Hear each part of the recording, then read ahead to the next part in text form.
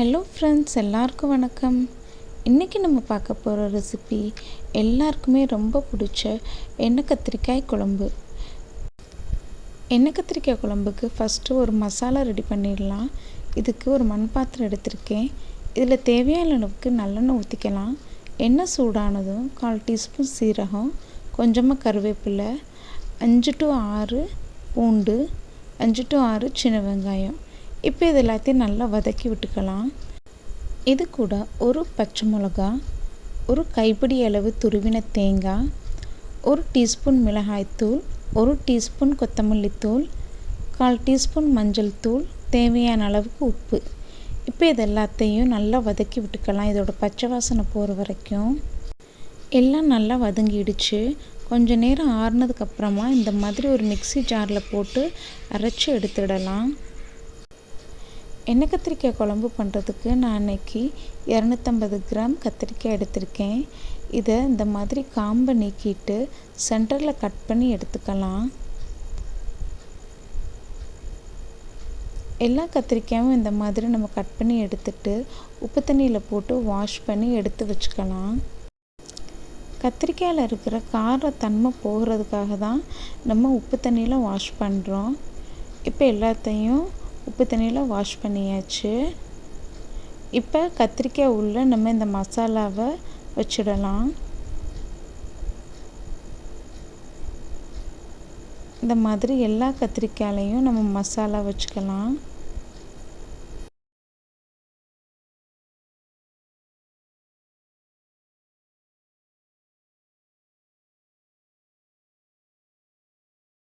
இப்போ ஒரு கடாய் எடுத்துக்கலாம். இதில் தேவையான அளவுக்கு எண்ணெய் ஊற்றிட்டு நம்ம ஸ்டஃப் பண்ணி வச்சுருக்கிற கத்திரிக்காய் எல்லாத்தையும் சேர்த்து நல்லா ஃப்ரை பண்ணிக்கலாம்.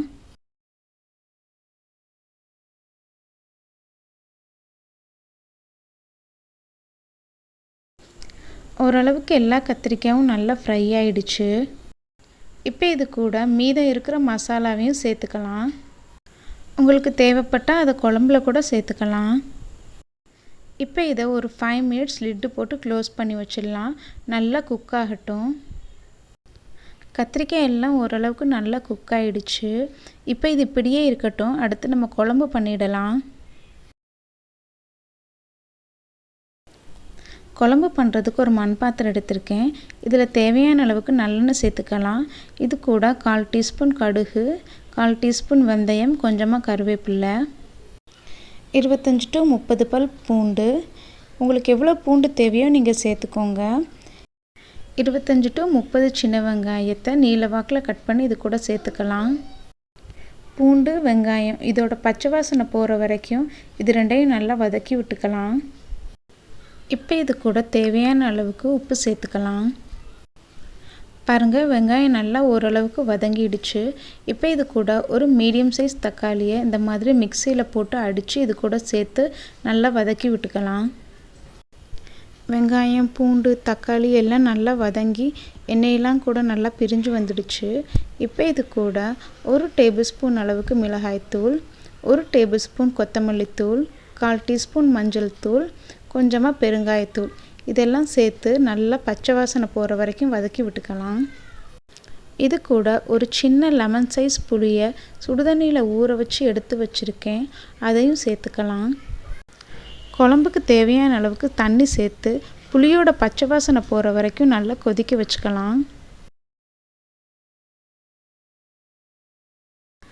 பாருங்கள், குழம்பெல்லாம் நல்லா கொதிச்சு எண்ணெயெல்லாம் பிரிஞ்சு வந்துடுச்சு. உப்பு சரி பார்த்துக்கோங்க. எனக்கு கொஞ்சம் உப்பு கம்மியாக இருக்குது, அதனால் நான் சேர்த்துருக்கேன். இப்போ இது கூட நம்ம ஃப்ரை பண்ணி வச்சுருக்கிற கத்திரிக்காய் எல்லாத்தையும் சேர்த்துக்கலாம். இப்போ இது எல்லாத்தையும் நல்லா மிக்ஸ் பண்ணிவிட்டு மறுபடியும் ஒரு 2 நிமிஷம் லிட்டு போட்டு க்ளோஸ் பண்ணி வச்சிடலாம். குழம்பு கூட கத்திரிக்காய் சேர்ந்து நல்லா குக் ஆகட்டும். இப்போ ஓப்பன் பண்ணி பார்க்கலாம்.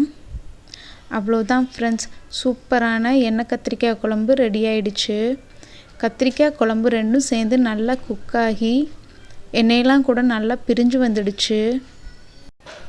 இந்த கத்திரிக்காய் குழம்புக்கு சைட் டிஷ்ஷாக அப்பளம், உளுந்தம்பருப்பு கடையல், துவரம்பருப்பு கடையல் இதெல்லாம் ரொம்ப சூப்பராக இருக்கும்.